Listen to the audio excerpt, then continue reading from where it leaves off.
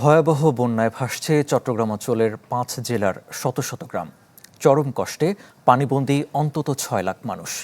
রাস্তা ডুবে যাওয়ায় যোগাযোগ বিচ্ছিন্ন রয়েছে অনেক এলাকা। ভিড় বাড়ছে আশ্রয় কেন্দ্রগুলোতে, তবে পর্যাপ্ত ত্রাণ সহায়তা না পাওয়ার অভিযোগ রয়েছে বানভাসীদের। ভারী বৃষ্টির কারণে পাহাড় ধস এবং বন্যার প্রভাবে গেল ৫ দিনে মৃত্যু হয়েছে ৩৫ জনের। এমন অবস্থায় গেল বুধবারের মতো আজকের এইচএসসি পরীক্ষাও স্থগিত করা হয়েছে।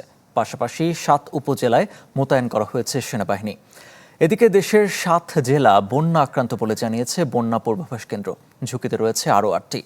আর আবহাওয়া অফিস জানায়, লঘুচাপ এবং মৌসুমী বায়ুর প্রভাবে রাজধানী সহ দেশের বিভিন্ন স্থানে বৃষ্টি হচ্ছে।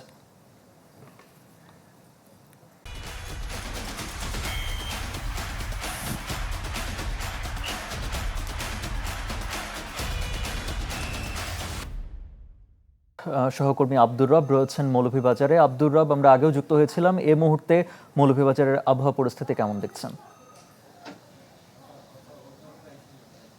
জি আরিফিন, রোদ উঠেছে, বৃষ্টিও থেমেছে এবং উজানের ঢল যেটা সেই ঢলটিও থেমেছে। মূলত এই অঞ্চলে যে বন্যার প্রকোপ দেখা দেয়, মূলত ভারত থেকে যে ঢল নেমে আসে নদীপথে, সেই ঢলের কারণে আসলে এই বন্যা পরিস্থিতি সৃষ্টি হয়। এখন হচ্ছে যে নদ নদীগুলোর পানি অনেকটা কমেছে, যদিও মনু নদীর পানি এখনো বিপদসীমার ৪৮ সেন্টিমিটার উপর দিয়ে প্রবাহিত হচ্ছে, কিন্তু খুব দ্রুত গতিতে পানি কমছে এবং এই নদীর পানি বৃদ্ধির ফলে আসলে মৌলভীবাজারের যে ধলাই নদী আছে সেটির ভাঙন দেখা দেয় এবং প্রায় ১৫টি গ্রাম জলমগ্ন হয়েছিল এবং এরপর মনু নদের একটা অংশে ভাঙন দেখা দেয়। এরপর আরও ২টি ভাঙন দেখা দেয়। ৩টি ভাঙনের ফলে আসলে রাজনগরের প্রায় ২৫টি গ্রাম জলমগ্ন হয় এবং প্লাবিত হয় এবং এই গ্রামগুলো থেকেও আমরা আজকে এসে দেখেছি যে ধীরে ধীরে অনেকটাই পানি কমেছে।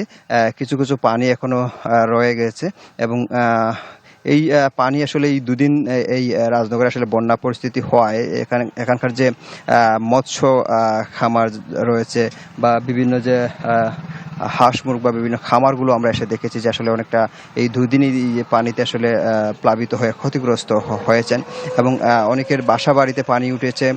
পাশাপাশি যে ফসলি জমি যেটা রয়েছে আউশ ফসল এবং আমন ফসলের যে চারা এবং সবজি ক্ষেত, অনেকগুলো এই দুদিনে কিন্তু ক্ষতিগ্রস্ত এবং নষ্ট হয়েছে। আমরা যে জেলা প্রশাসনের তথ্য মতে বলি যে জেলা প্রশাসনের পক্ষ থেকে জানানো হয়েছে যে ইতিমধ্যে ১৬টি আশ্রয় কেন্দ্র খোলা হয়েছে এবং সেই আশ্রয় কেন্দ্রগুলোতে মানুষ উঠেছেন এবং কিছু কিছু মানুষ বাঁধের উপরে উঠেছেন। তবে পানি যেহেতু কমতে শুরু করেছে, হয়তো ২-১ দিনের মধ্যে মানুষ ধীরে ধীরে তার বাড়িতে ফিরতে শুরু করবে। আরেফিন। আব্দুর রব, আপনাকে ধন্যবাদ। হাসিব আল আমিন রয়েছেন নোয়াখালীতে। হাসিব, নোয়াখালীতে বন্যা পরিস্থিতির কি খবর? পর্যাপ্ত ত্রাণ সহায়তা মিলছে কিনা জানাবেন। আরিফিন, আমি এই মুহূর্তে অবস্থান করছি নোয়াখালী দ্বীপ উপজেলা হাতিয়ার যে নলচিরা ঘাট সে এলাকায়। এখানে গত ৬ দিন যাবৎ যে টানা বৃষ্টি হয়েছে এবং এই বৃষ্টির ফলে এখানে যে জলাবদ্ধতা তৈরি হয়েছে এবং এখানকার মানুষজন মূলত ঘর থেকে বের হতে পারেনি এবং তারা বন্যার মতো জলাবদ্ধতার ভিতরে পড়েছেন।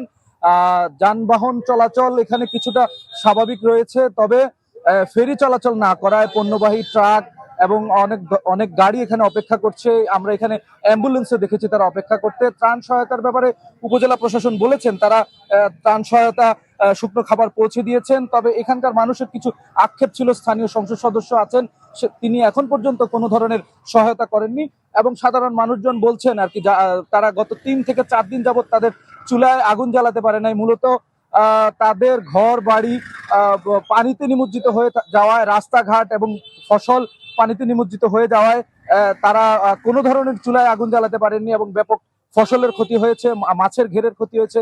প্রাথমিক বিদ্যালয়ের থেকে জানানো হয়েছে যে সকল বিদ্যালয়গুলোকে এখানে বন্ধ ঘোষণা করা হয়েছে, যেহেতু এটা দুর্যোগ কবলিত এলাকা। এই নোয়াখালীর দ্বীপ উপজেলা চারপাশে মেঘনা নদী বেষ্টিত। এখানে মূলত পানি নেমে যাওয়ার কথা থাকে, সাগরে চলে যাওয়াটা স্বাভাবিক থাকলেও মানুষের দখল, দূষণ এবং বিভিন্ন স্থানে বাঁধ দেওয়া, জাল থাকার কারণে এখানে মূলত জলাবদ্ধতা তৈরি হয়েছে। এখানকার মানুষজন ক্ষতিগ্রস্ত হয়েছেন। তারা বিগত ৫০ বছরেও এই ধরনের পানি তারা দেখেন নাই বলে তারা মনে করছেন। তারা বলছেন যদি ত্রাণ ও দুর্যোগ বিভাগ ঠিকমতো কাজ করেন এবং এখানকার প্রশাসন যদি ঠিকমতো কাজ করেন, স্থানীয় সংসদ সদস্য যদি মানুষের পাশে দাঁড়ান, তাহলে হয়তো এই দুর্যোগ লাঘব হবে এবং এটা মোকাবেলা করা সম্ভব হবে। আরিফিন, এই ছিল আমার কাছে সর্বশেষ।